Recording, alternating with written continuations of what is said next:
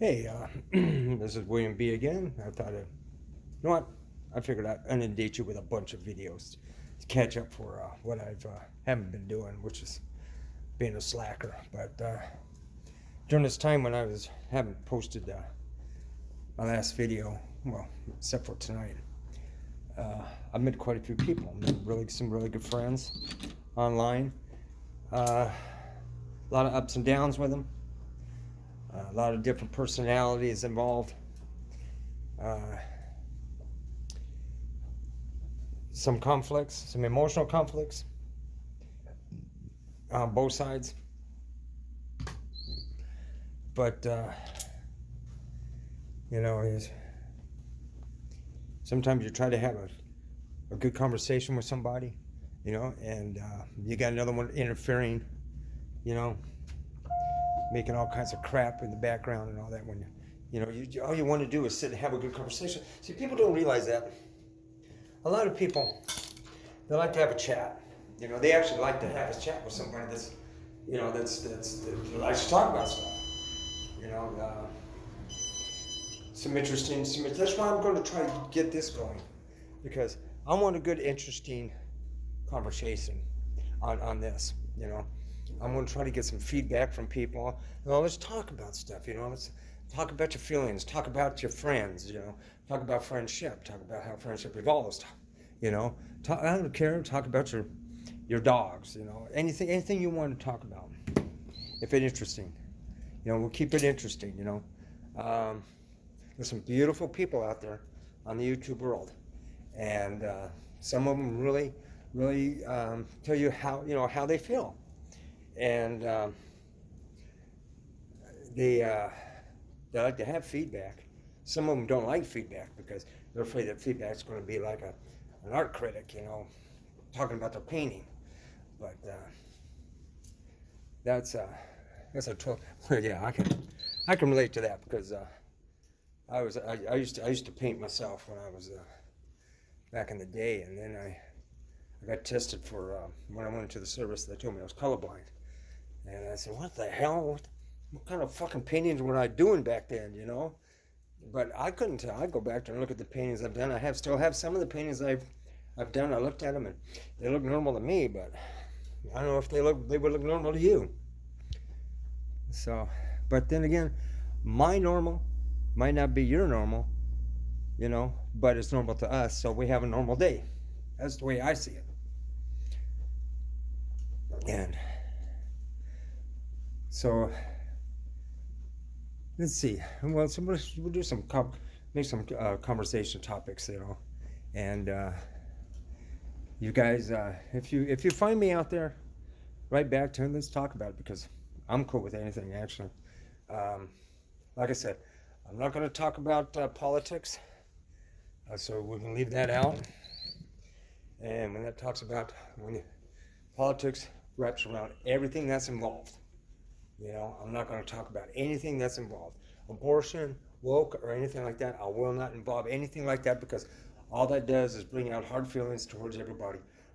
If you want to talk about books, fishing, hunting, skiing, I love to ski. Adventuring, or you want to bring it to where you visited in the world, places you've been. Let's talk about that. I mean, I lived in Europe, in England, from 1960 to 74. I've been to the South Pacific. I visited New Zealand, Australia, Fiji, Samoa. I've even been down to the Antarctic. I lived in, at least 11, 12 different states. Visited at least 27 to 28 of them. Of course, I've been in service, disabled vet. Worked for the post office. I've been a park ranger. Worked security at the Venetian Casino. Worked for force protection for the government out here. Right now, I'm just doing a laid-back job doing nothing. because I'm 67. It's time for me to slow my roll and take my time and find me a sweet woman.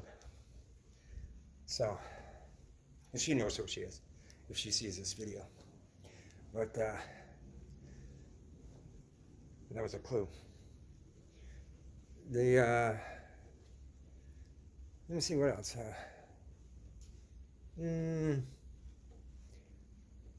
Yeah, I've done a lot.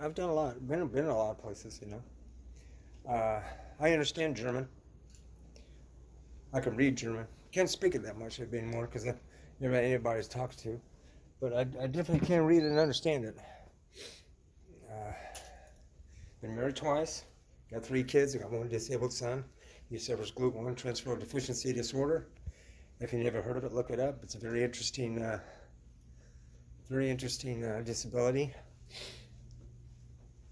It affected him a lot worse than most other kids because when he was discovered with it, according to UCLA, he was the 44th child in the United States discovered with it.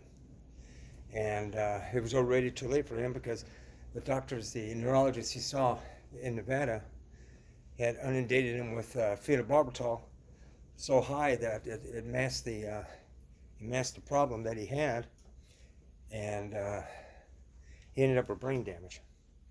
If we would have gone down to UCLA, even the spinal tap showed that he had a low glucose, and the neurologist there in Nevada never saw that.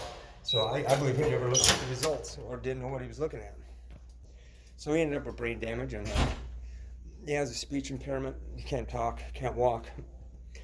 Most spends his days in his wheelchair. I mean, he can get out and crawl around, you know. And he's got his own sign language and in his own way to talk to us, so we understand what he wants. He can manipulate an iPad like a pro. I think he does it better than I do, you know.